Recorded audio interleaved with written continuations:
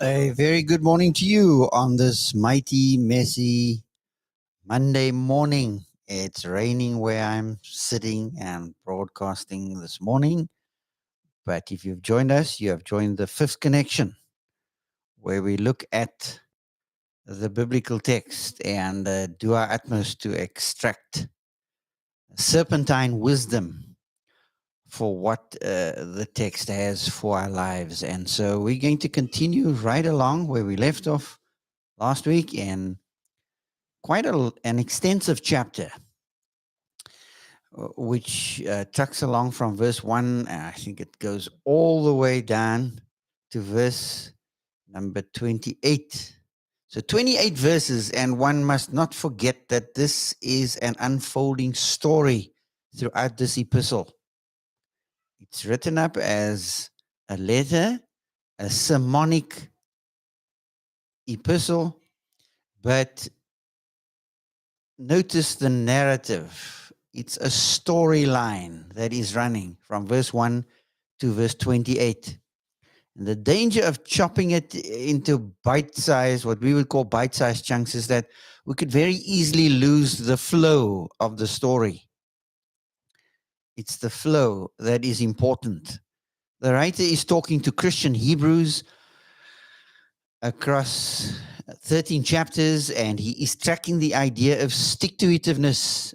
And he is encouraging these Christian Hebrews not to revert to the old way, not to fall away, not to go back, not to be caught in an ideology which will captivate their minds and create citadels or fortresses which only the biblical text, the scriptures, by the power of the Spirit,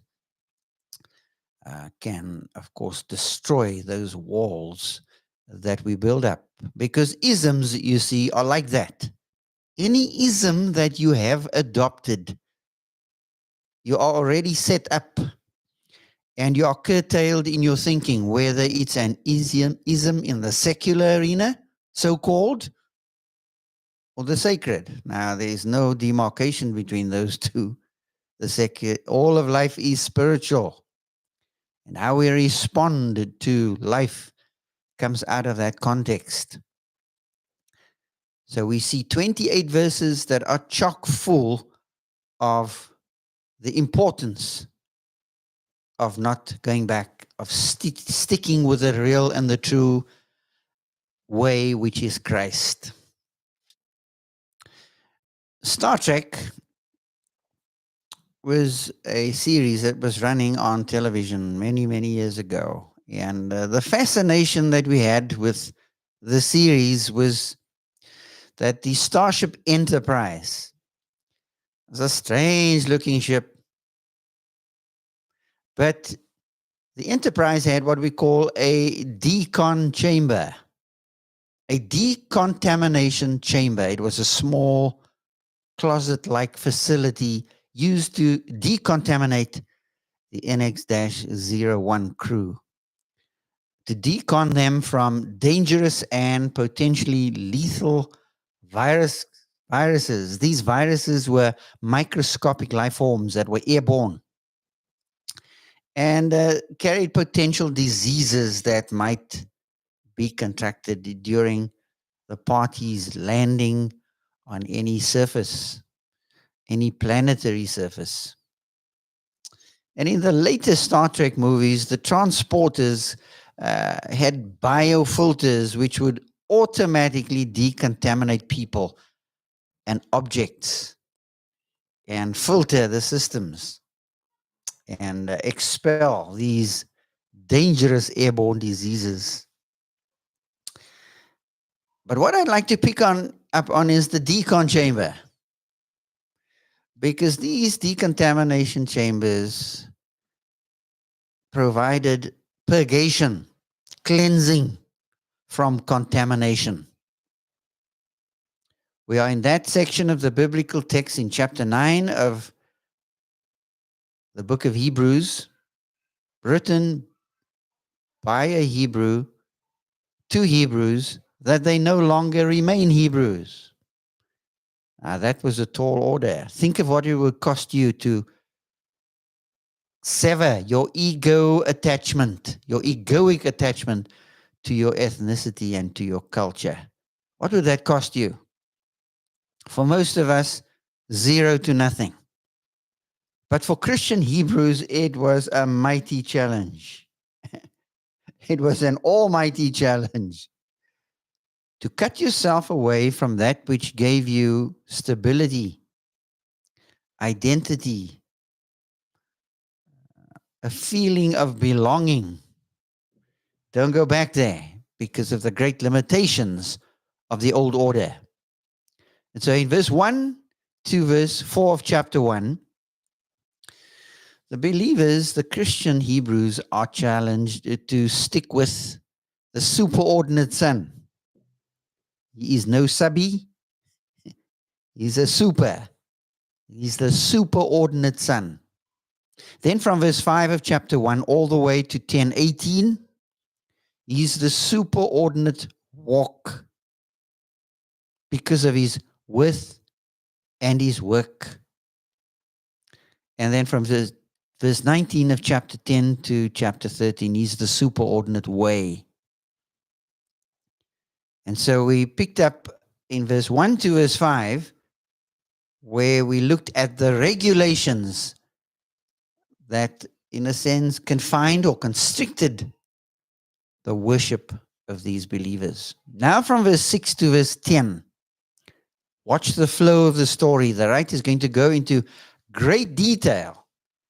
And for non-Hebrew readers, it could come across as boring and mundane, the minutiae of purgation, because the purging of sacred space is what this section is all about. It's like the book of Leviticus. Cannot very carefully understand Hebrews without Leviticus. And in Leviticus, the purging of sacred space was crucial. The throne room of God locates the annual reset for decontamination. Decontamination of space and place and people living before him. Decontamination is the issue. And here it has to do with the purging of sacred space. Something which we understand so little about because in the New Testament order, the new covenant, Christ is the covenant maker. And this tale of this tent called the tabernacle is so crucial. But in the new order, believers are sacred space. Watch how I'm articulating that. Believers are sacred space. I don't go to four walls located geographically because of a pin that was sent to me. And I go and worship to decon. I am sacred space. And the throne room of God is what is in view. And sometimes we lose this idea because Christ is king. God is seated on the throne. Christ is seated at the right hand of the Father. And so he's the covenant mediating Christ, which brings newness, freshness, and closeness for you and I. And so the question in this section of the story is, what are the purge limitations of the old way? The way of Judaism. The old way had purge limitations, which the new has totally done away with. The old has become obsolete. It was a dying order, only for a new order which was initiated by Christ after the order of Melchizedek. The Bible says he has inaugurated, he has opened up a new and living and fresh and creative way of coming before God. So what are the purge limitations of the old? Well, He's going to answer that in a very distinct way in verse 6 to verse 10, because these few verses set us up for verse 11 to 28. And so there's no need to rush. The more we understand what is at stake and at the basis and foundation for the new order, which eradicates the old, because the old carries limitation, the better we would understand the new. That's why breaking out of an old paradigm is so hard. Breaking out of an ism is hard, whether it is Arminianism or Methodism or Presbyterianism. They have become the sacred cows in many institutions, which call themselves church. An ism is a post-biblical filter that you have adopted and that you place over the text as you come to the text. And most, of course, will remonstrate. We can see clearly now. The Johnny Nash song, I can see clearly now the rain is gone. I can see all obstacles in my way. But any post-biblical filter will cloud your thinking, will prevent you from seeing what is there, seeing what you ought to see. And so on this channel, we do our utmost to break out of that, to break out of the cocoon of isms. And we open ourselves up to be corrected if there is any post-biblical filter or what we call blinkers that will prevent us from seeing what the text says, what is really real. And so we're going to move quite slowly through this section, because now from verse number 6 to verse 10, we are going to look at the limited access activities under the old order. Limited access facilities. We live in a day in our own land where wherever we go, we need access. You either use your ID card or your license card, or card that your company or workspace has given you to gain access. You need access to an ATM if you want money, if you want currency. So the old order, which the writer is calling the Christian Hebrews to break away from, he's showing them that they had limited access. How? Well, the text says, these preparations, which preparations? The regulations, the stipulations. These preparations having thus been made, the priests go regularly into the first section. What's the first section of the tabernacle or the tent? The holy place.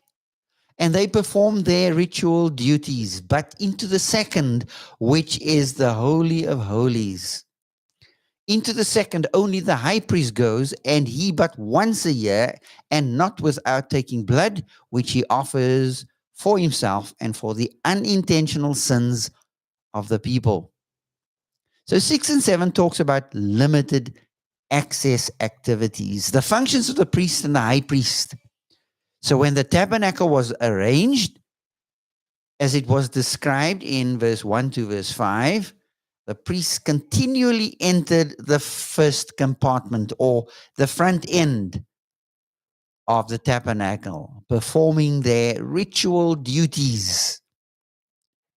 But the high priest, on the other hand, entered the rear end, the inner space, the Holy of Holies, the rear compartment. He entered once a year. It was an annual visit that he would make. The priest would make constant visits. But the high priest, an annual visit with blood for himself and for the sins of the people which were committed in ignorance. What a procedure. What limited access. And they could not make mistakes. They had to be meticulous about how they conducted these access activities. The priests, followed by the high priest. The one was constant, continual, other one was annual, once a year. And then he had to take a ritual gift with him and perform ritual functions. And you will notice gradations of holiness right here in terms of the priests, because when the tabernacle was arranged, they entered the front compartment. And that's what's going on here. It's the day of purging that is in view, which in Leviticus 16 is called the Day of Atonement. Yom Kippur. Yom Kippur, the Day of Atonement. We have it in our English text. And this functioned, as it were, as a reset button. I'd call it a reset button. So everybody starts again at the same starting gate. The Day of Atonement is that reset button. And the high priest only goes into the rear compartment once a year, because on this great feast day, everything goes back to zero. And people start all over again, because the purge is the decontamination of the sacred space where God descends, because he is holy. And that's where we'll stop for this morning with this part of the story. But you will do well to read the whole chapter to get the flow, because storied thinking is what is crucial. Scaffold thinking, which is storied, after STORY, story thinking. We are not given to story thinking in the West. Somehow we felt we graduate from stories. We have come of age. We now need propositions and sentence statements about how to live our lives, instead of living our lives in a storied kind of way. Because a story, you see, flows. Stories flow. Steps are ordered one after the other. But a river doesn't move according to steps. It flows. And all is in flux. Life is in flux. Living is in a state of flux. It flows. Table Mountain is in a state of flux. It won't be the same mountain in the next 100 or 500 years. It will have eroded. And so to remember that, there is a reset button for believers in this new day, this new age. It's now not called the Day of the Atonement. It's called Calvary's Cross. That's where we begin, because there is a fountain filled with blood drawn from Emmanuel's veins, and sinners plunged beneath that flood lose all their guilty stains. I trust that as you contemplate that thought this morning, God's reset, his reset button, there's cleansing for sin at Calvary. Have a good day, and goodbye for now.